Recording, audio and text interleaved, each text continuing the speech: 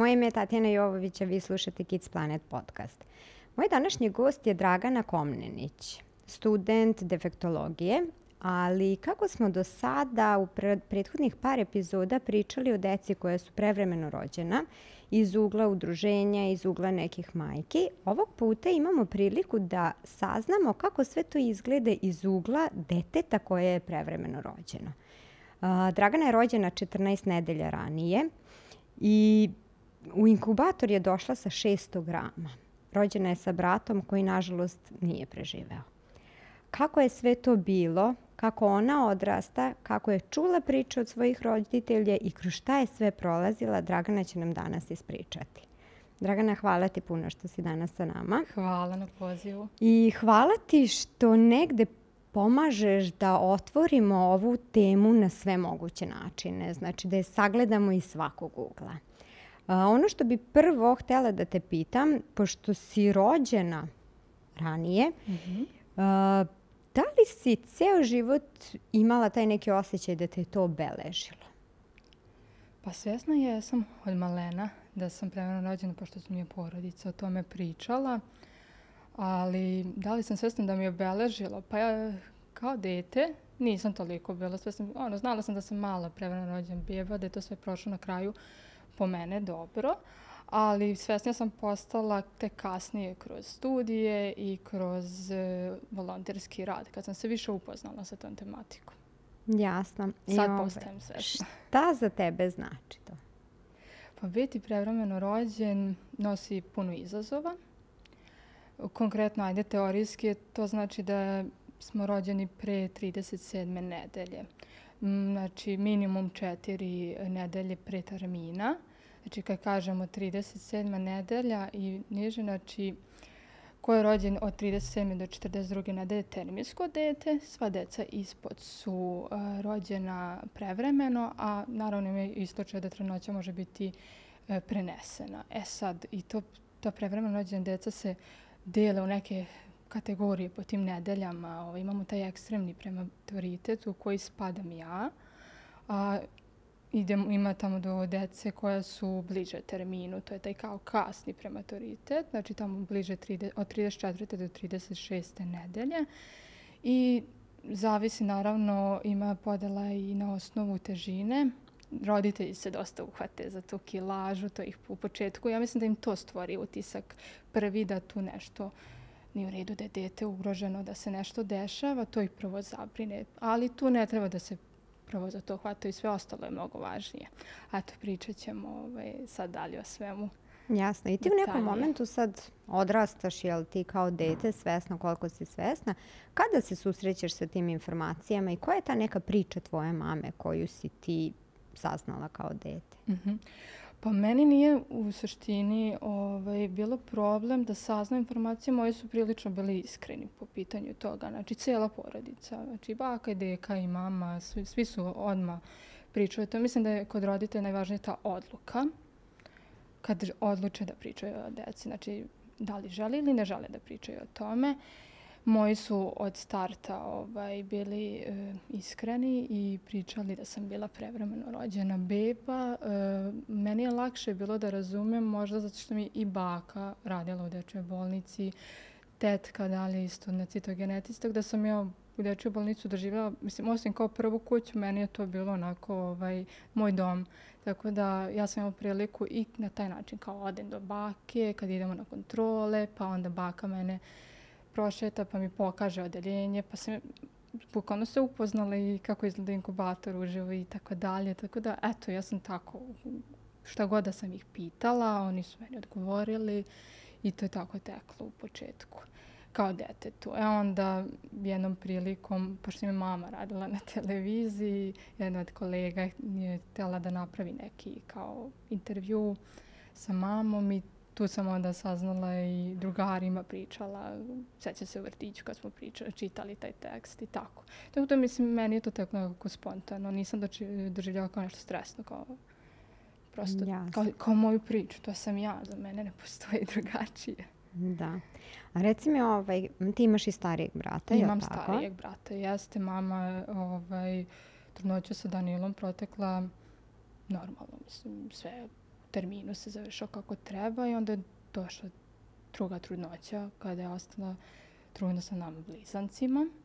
To je bilo drugačije. Mislim, blizanačka trudnoća, naravno, postoji neki rizik od prevremenog porođaja, to su svi roditelji manje više svesni, ali u našem slučaju se to dosta ranije desilo. 3,5 meseca, odnosno tih 14 nedelja, 25 nedelja i 5 dana. U 18. nedelji mama prvi put imala neke komplikacije kada je rađen cerklaž, jel se kaže cerklaž? Cerklaž, da. Ja sam u suštini tu bila malo problem zašto sam dosta nisko nošena.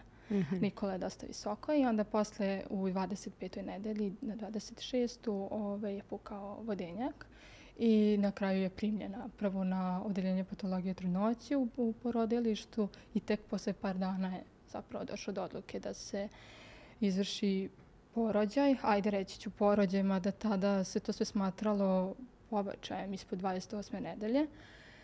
I nije to bilo puno nekog razmišljanja, prosto njoj je bio život ugrožen i morala se odraditi. Nije bio carski rez, nego je indukovan porođaj. Tako je. I sad da nastavimo onda taman u tom pravcu. Došla je malo do komplikacija. Između nas dvoje, Nikola je mlađi, ja sam starija, je bilo 20 minuta. Tako da naš Apgar skor je bio dosta loš i moj je bio 5/7, to nam je Emina pričala, tako da ja neću detaljisati tome. Onda imamo Nikolu koji je rođen 20 minuta kasnije sa Apgar skorom 3/5. Prvobitna kilaža, ako mogu nazvati kilaža, ja kažem gramaža, je bilo 800 grama po rođenju jednom drugom i ja sam bila dugačka 35, a Nikola 32 cm. I tu kreće borba naravno 4 meseca. Mi smo tu transportovani u dečju bolnicu na intenzivnu negu. Gde ste još kalirali i izgubili mamu. I tako je, mama se priključuje, kad se oporavi od porođaja, priključuje se u dečju bolnicu u pratnji dece, mislim na odeljenju majki. I ona je tu znala da smo imali 800 grama i onda kad je došla čuje da imamo 630 grama i onda to je bilo kao pa kako, kao imaju baš toliko da su već kalirali, tako da onda nam je objašnjeno da to je prirodan proces u tom slučaju i da nije toliko bitna kilaža koliko je bitnije da nas stabilizuju. I onda kako nas stabilizuju, kako naše stanje bude bolje, nadamo se naravno, posle to i kilaža dođe na svoje. I sad što se tiče komplikacija koje su se dešavale, rekla sam da sam 4 meseca provela u dečjoj bolnici. Znači tu primaju i tebe i brata, vas dvoje oboje dolazite u inkubator. Ali sad na intenzivu. Na intenzivnu negu, tako je. I onda provodite 4 meseca. 4 meseca ukupno u dečjoj bolnici, s tim da je deo na intenzivi, a deo na neonatologiji. I mama je tu negde? Mama je tu do bombardovanja. I znači to je period bombardovanja. Yes. I šta se onda dešava? Pa eto, do tog našeg 40. dana mama je bila tu u pratnji, dolazila, obilazila nas je, važno je zbog mlijeka i tako dalje. Posle kada je proglašeno to vanredno stanje i da je krenulo bombardovanje, prosto roditelji su zamoljeni da napuste bolnicu zbog svoje lične bezbednosti. Tako da dalje se informiše putem telefona, dolazi po potrebi u posetu, šta god da treba. Bilo je teško naravno nabaviti neke te kanilice koje su se koristile za nas nedonoščiće, jako malo promera, onda određene lekove, pa sve je bilo komplikovano u tom trenutku kako je krenulo to vanredno stanje. Ali informisanje je išao putem telefona i dolaskom po pozivu lekara ako je nešto hitno. A bilo je situacija da su hitne. Da, i onda vi tu provodite 4 meseca, tako? 4 puna meseca, duži period, mnogo duži period smo na intenzivi. Što se tiče komplikacija, kako sada evo počinjem da razumem celu priču, mi nismo neke imali prevelike komplikacije, više su to te kao kratkoročne komplikacije koje su specifične za nas nedonoščiće. Na primjer, imali smo retinopatiju, to je tipično za nas nedonoščiće, to je stanje oštećenja očiju. Mislim, nisu dovoljno razvijeni, retina nije dovoljno razvijena i potrebna je intervencija. Mislim, imali smo lasersku operaciju da bi nam očuvali vid. Konkretno je bilo 3. stepena. Ukupno oštećenja vide su do 5. stepena. 5. stepen je slepilo. Tako da je bilo bitno u tim nekim određenim nedeljama odraditi tu intervenciju da bi se očuvao vid. Naravno da na to utiče verovatno i boravak u inkubatoru. Onda zatim imali smo otvoren duktus, to je isto jedna rupica na srcu, ajde tako da objasnim roditeljima jednostavnije, koja se fiziološki zatvara kako dete sazreva, tu negde do godinu dana, ali ukoliko ne dođe do zatvaranja te rupice na vreme, potrebna je intervencija, ali eto, to smo izbegli neke veće komplikacije, zato kažem, imali smo više te neke prolazne komplikacije koje su uspele da se razreše bez nekih većih intervencija. Pluća su nam najviše bila ugrožena. Mi smo bili prikačeni na respirator dugo, loš nam je bio Apgar skor, tako da smo imali taj prvo distres sindrom, pa onda se to pretvorilo u bronhopulmonalnu displaziju, to isto je stanje specifično za pluća, ali sad bih mamam objasnila da tada, u to vrijeme, aparatura je bila mnogo invazivnija. Mislim, stariji su bili inkubatori, ta mehanička ventilacija dosta uticala na naša pluća, dovodila i do pucanja alveola. Tako da sada mame, kada im preti prevremeni porođaj, dobijaju one čuvene injekcije za srezirevanje pluća bebinih, tako da to je zapravo taj sufraktant koji pomaže da pluća se razvijaju pravilno. Mislim, ono što nama nedostaje, da smo ostali u stomaku, sve bi to teklo prirodnim tokom, ali u tom momentu to pomaže bebi da se lakše prilagodi tim uslovima van maminog stomaka kada dođe do prevremenog porođaja i da spreči upravo te komplikacije. I onda je potrebno, naravno, nama je bila potrebna veštačka ventilacija. Kasnije smo skinuti sa respiratora. Znači, to nam je, pluća su nam najugroženija bila u tom smislu.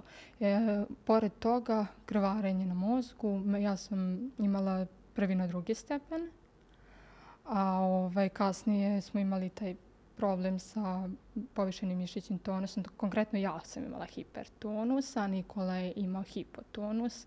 To su dve različite dijagnose koje se drugačije tretiraju. Hipertonus prosto smiruješ motoriku i taj nadražaj, a hipotonus je dosta zahtevniji, treba dete probuditi, treba ga stimulisati.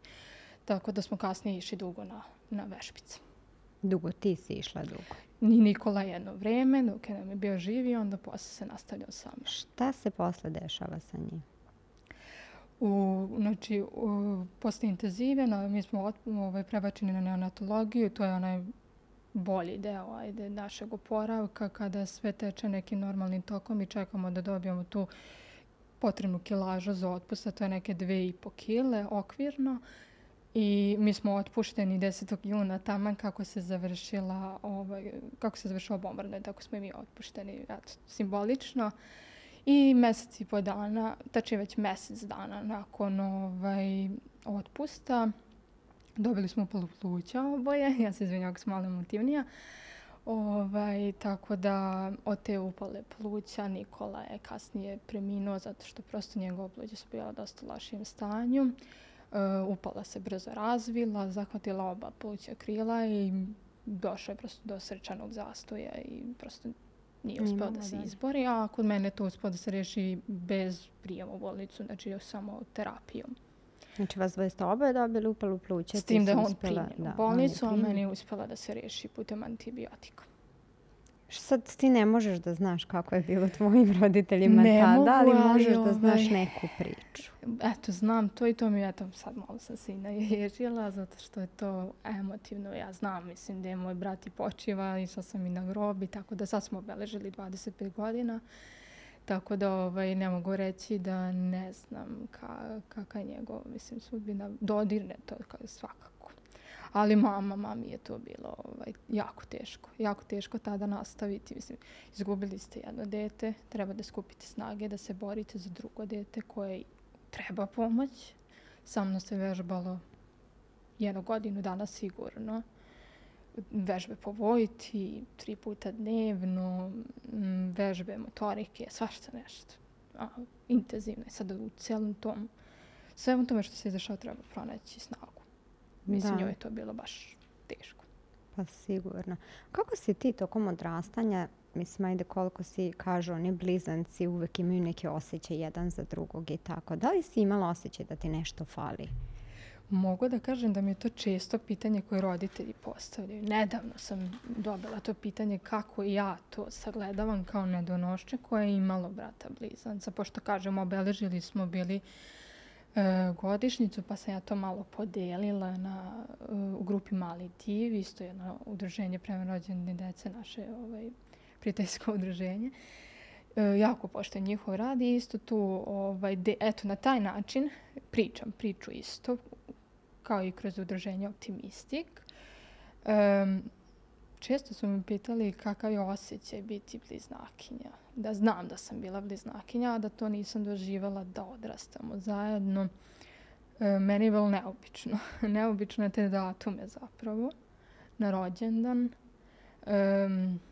Kad sam imala, na primjer, u školi decu koja su blizanci i tako, mislim, bude pitanje tih koji nikad neće dobiti odgovora, to je kao kako bi bilo da je on sad ostao živ. Jesi nekad zamišljala to? Milion puta. I kako to izgleda? Po mojoj glavi to sve savršeno. Mislim, on je dobro, zdravije, nema posljedica. Tako. Razmišljam uvek kao kakav bi naš odnos bio. I tako. Čime bi se bavio, šta bi njegovo opredeljenje bilo, da bi smo bili bliski ili bi bilo onih tipičnih svađa. I se posvađaš nekad sa njim. Da, tako neke situacije. Pa bilo je tako, u tim momentima, da. U tim momentima mi to... Svašta pada. U tim prelaznim fazama, početak škole, kasnije fakulteta, kad sam krenula malo više da učim o tome. Bilo je tako tih pitanja na koje nema odgovor. Da. Da li ikad misliš da te je to negde usmerilo i povuklo da upišeš fakultet na kom si danas? Jeste, kako ne. Od uvek me prvo interesovala medicina. Mislim, medicinska struka, bilo što je povezano sa dečijim razvojem.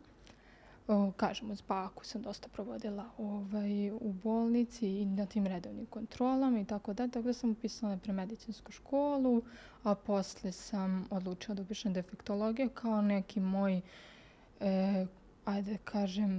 izbor svih tih mojih interesa koje sam imala. Znači, htjela sam da to bude povezano i sa medicinom, i sa psihologijom, i sa razvojem, i sa pedagogijom, svašta nešto. I onda na osnovu tih mojih interesovanja stručnih sam došla do ideje da pronađem defektologija idealan izbor.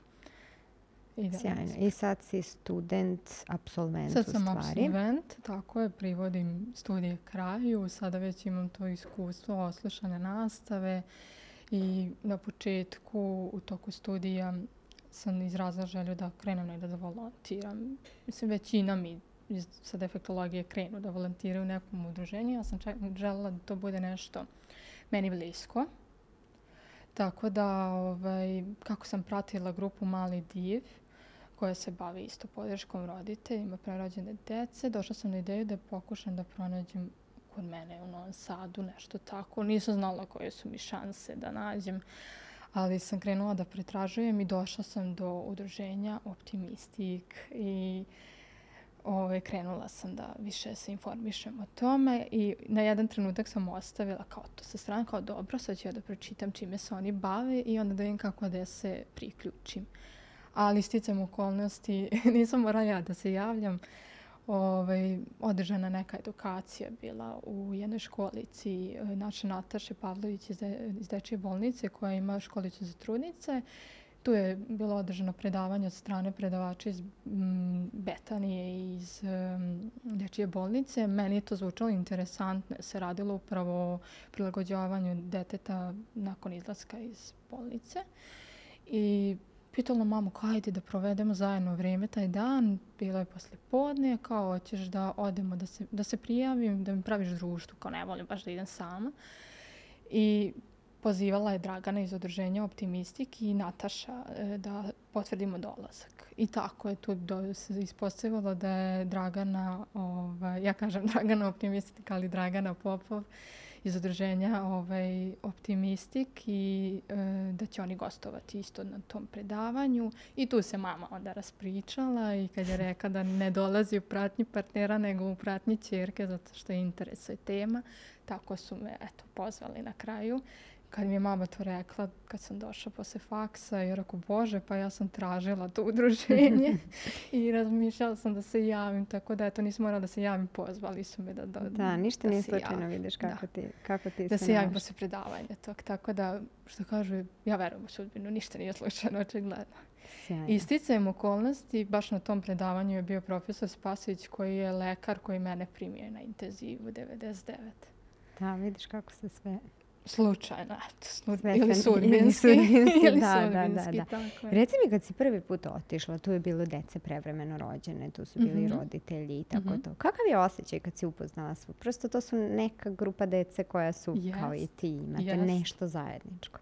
To je bilo 17. novembra, pošto je predavanje bilo 2 dana pre toga, taman lepo mi je došla situacija da mogu baš na taj prezlik da se priključim na trgu i tu sam upoznala i dečicu od roditelja koji su došli zajedno, od osnivača, naše Violete, naše Dragane, Milane, svih koji su učestvovali u toj ideji, ali i lekare koji su mene lečili, što je bilo jako interesantno. Kao, Bože, ja sam poznala ljude koji su meni bili lekari, kao neverovatan osjećaj. A i naravno sa tom dečicom podeliti iskustva posle sa roditeljima je bilo interesantno.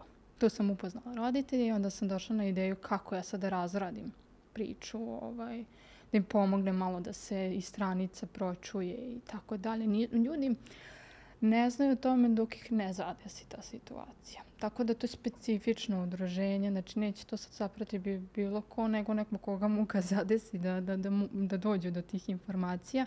Moja mama kad je bila u bolnici, nije imala kako da se informiše tada. Šta kaže mama? Kako je bilo to? Jel ti pričala o tome kako se ona osjećala? Pa u tom trenutku, kako sam razumela, nju nije ni bilo toliko prevremeno rođene dece, baš tako ekstremno. Bilo je par beba koje su nešto bliže terminu rođene. Bila je jedna beba koja je rođena dosta ranije, ali je živela svega 7 dana.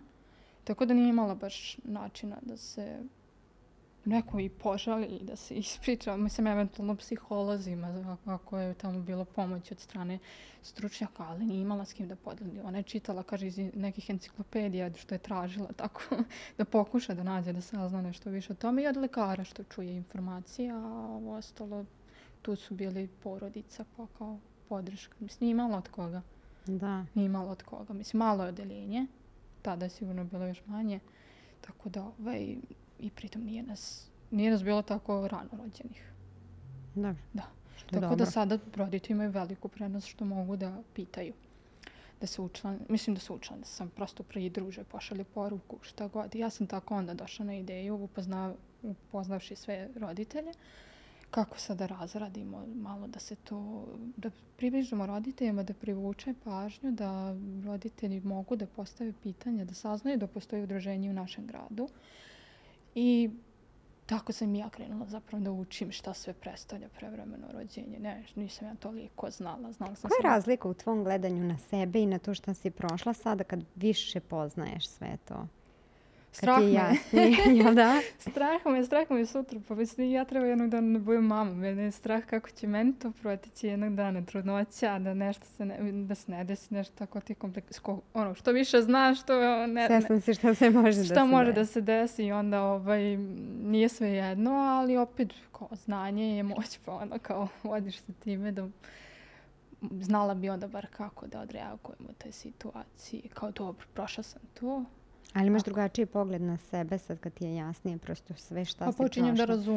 Počinjem da razumem to moje djetinjstvo, to moje odrastanje, sve te terapije, sve te posete bolnici, što sam ja morala do maltene 7. godine da idem stalno po nekim kontrolama, tako da tada ja to nisam doživljavala, tako meni to bilo kao rutina.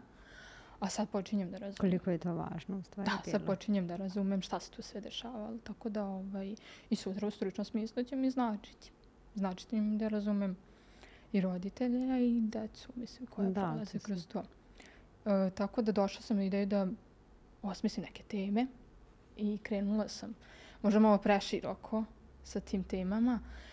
Od tog nekog prenatalnog razvoja pa nadalje. Kasnije sam malo skratila te priče. Tako sam i učila ujedno. Informisala se, čitala, tražila informacije, učila iz tih brošurica što smo i kao udruženje radili zajedno sa lekarima. I tako, eto, tako je to krenulo. I onda sam posle uključila roditelje. Tako da puno roditelja je podelilo svoje iskustvo. Nastala je ta neka knjigica, kako oni kažu, ali brošura sa 30 iskustava. Tako da, eto, iz toga je proizašlo mnogo lepog iskustva, mnogo podeljenih priča. Hvala svima koji su stekli poverenje. Mislim, to uopšte nije lako. Evo, meni nije lako da pričam kao mali roditeljima. I eto, tako onda krenulo i neke druge aktivnosti, predstavljanja tih nekih naših projekata koji su se radili ranije i tako. I ti sada u tom udruženju volontiraš? Volontiram, tako je. Učiš i studiraš defektologiju i neki plan, šta bi voljela jednog dana iz svega toga onako zajedno da se izvuče? Ali imaš neku viziju, neku ideju gde bi, šta bi? Pa od uvek maštam. Mašta me vodi. Hvala Bogu. Uvek.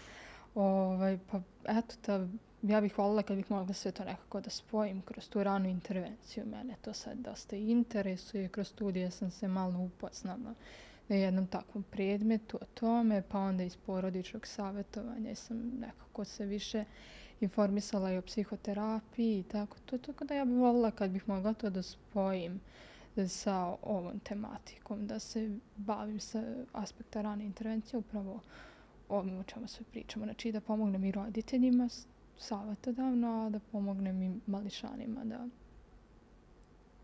teče razvoj koliko toliko uredno i da pređemo neke prepreke koliko je moguće i da budemo tim. Da budemo tim. A sad vidjet ćemo kojim će to kombinacija. Sjajno zvuči.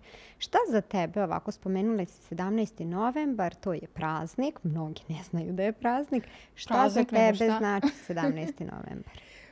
Pored praznika, ja bih rekla da mi imamo više datuma. Mi imamo naša čak tri, ajde da kažemo, praznika. Jedan je datum kada smo odabrali da poranimo. U mom slučaju 12. februar, drugi je kada smo odlučili da pobedimo. To je taj naš otpust dan koji roditelji možda više radosnije pamte nego taj prvi naš dan kada smo rođeni. To se ozbiljno obeležava kao drugi rođendan, tako da i treći je taj naš 17. novembar kada to je svetski praznik koji mi pričamo, podižemo svijest, okupimo se, gostujemo. Mi smo jako organizovane različite strane kao udruženje. Imamo mi tu mama koje su aktivne dosta. Znači od naše Violete koja je ispred udruženja, pa ona više rukovodi tim projektima i dobijanjem tih sredstava za sve te naše ideje koje zajedno sa gradom. I grad nas onda tu podrži isto da kad obeležava onda, na primjer, sve te naše građevine poznate u gradu sije ljubičasto, tako da kad vidite da 17. novembra sije nešto ljubičasto u znak naše borbe. Onda Dragana Popov, ona je zadužena bila dosta i medijski, ako ga gostuje, mediji, naša RTV Vojvodina nas proprati uvek. Imamo našu Sanju koja nam je obezbedila prostor da budemo na Spensu. Inače smo ranije bili na trgu, ali kako je novembar mesec, hladno je. Kiša, hladno je, pa onda s obzirom da mi tu želimo da okupimo dečicu, da okupimo naše lekare, naše sestre, bude tu i animatorka koja nam uvek izađe u susret pa zabavi decu, pa to bude njima doživlja i tako dalje. Tu je naša Sanja koja nam je tu mogućnost obezbedila da budemo u zatvorenom i na toplom. A bude mama koje se organizuju pa odu u posetu, pa imamo našu Izabelu koja pruža podršku psihološku, našu Tanju koja je isto dosta aktivna u grupi Viber. Naravno, ko želi može i tako da nam se priključi na Viber grupi, prosto nam se jave na Facebooku, na Instagramu i mi ćemo uzeti broj, dodati vas u Viber grupu. Uglavnom sa mnom komunicirate kad pišete na profilu, a ostale mame se angažuju oko posjeta bolnici, oko humanitarnih aktivnosti i oko raznih tih naših okupljanja, tako da ima dosta mama koje su aktivne da odgovore na pitanja, da pomognu, da popune studentske ankete. Sjajno. I tog 17. novembra vi odete u dečiju bolnicu. Tako je, tače mame odu. Jel ti ideš sa njima? Pa ne, ja gledam da prosto sam tu iza kulisa, što bi se reklo, tu da pomognem, a mislim da njima više znači da mame odu, da mame podele sa njima iskustvo i naša Izabela koja je psiholog. Tako da bilo je malo prepreka kad je bila korona da prosto idemo u posjete, ali smo se vratili. Vratili smo se 2022. 2023. i tako nadamo se da ćemo i ove godine. Tako da, eto, naša Izabela, koliko sam čula od Violete, će praviti jedan priručnik psihološki koji će značiti, nadamo se, našim roditeljima. Tako da, eto, ko je zainteresovan, može nam se opet priključiti. Tu ste da je pričati sa mnom, a da svaku neko pitanje koje je više vezano za prijem u bolnicu, šta treba da ponesete. Da.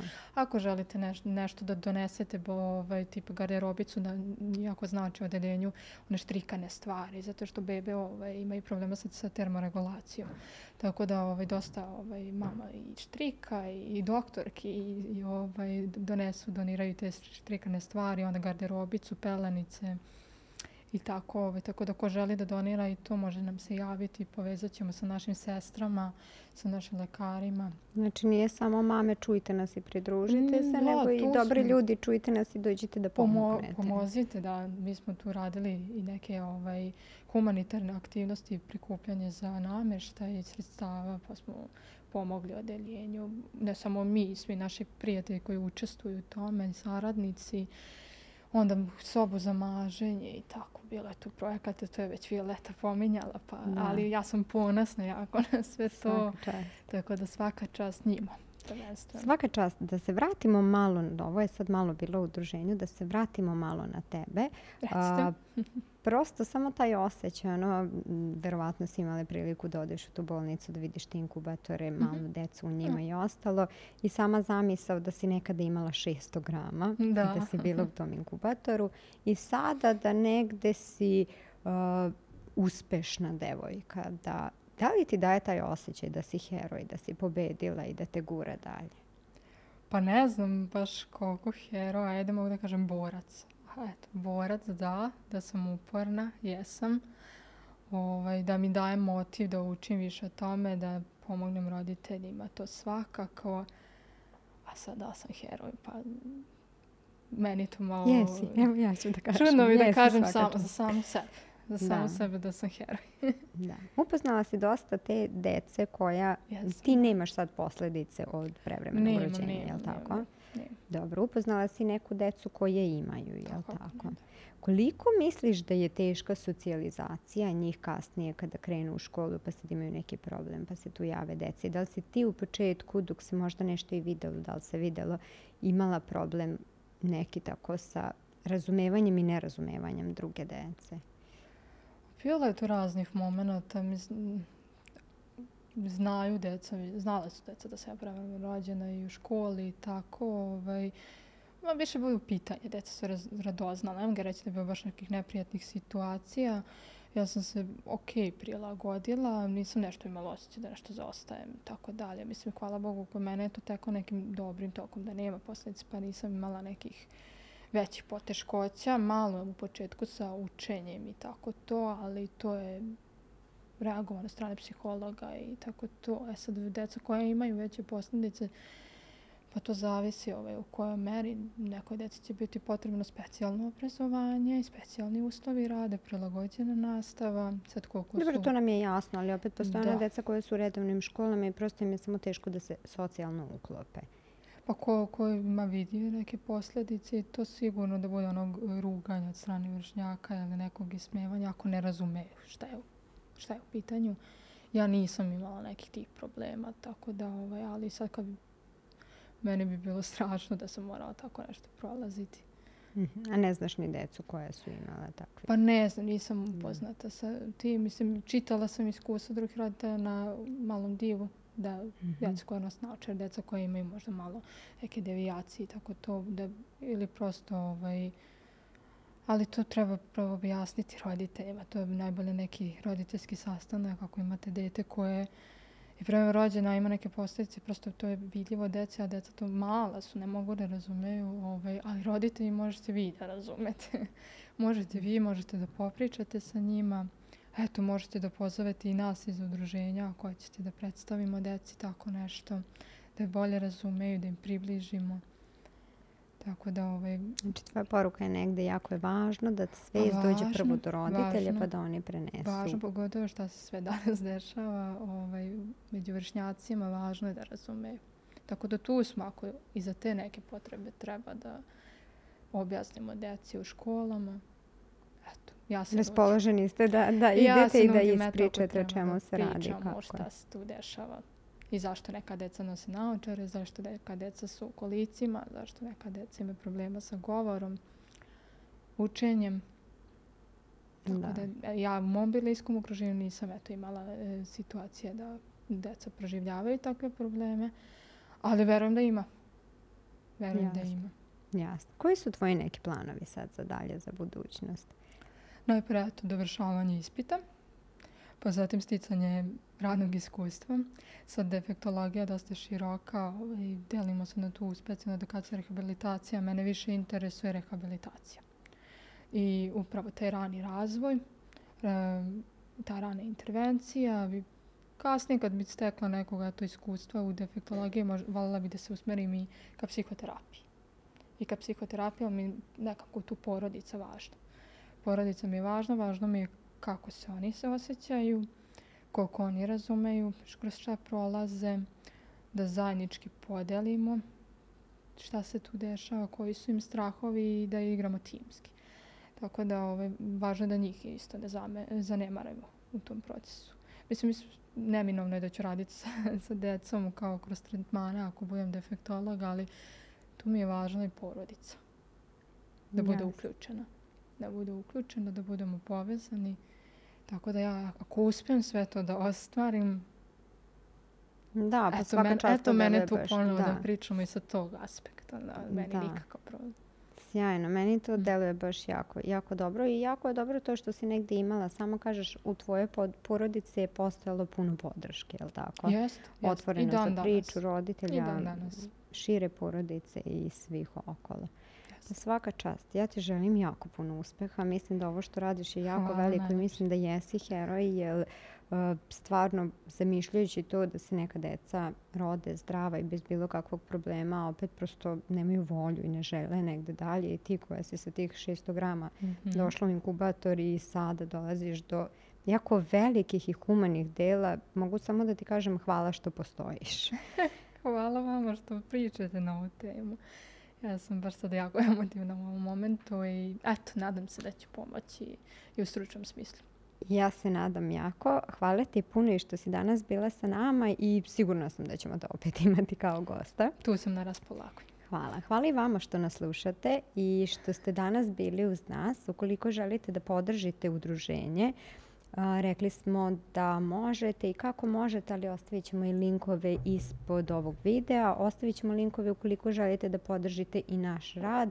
Možete to uraditi na sve moguće načine koje ćete naći ispod ovoga. Nadam se da je na vas ostavio utisak kao i na mene ova priča i hvala vam puno što nas slušate.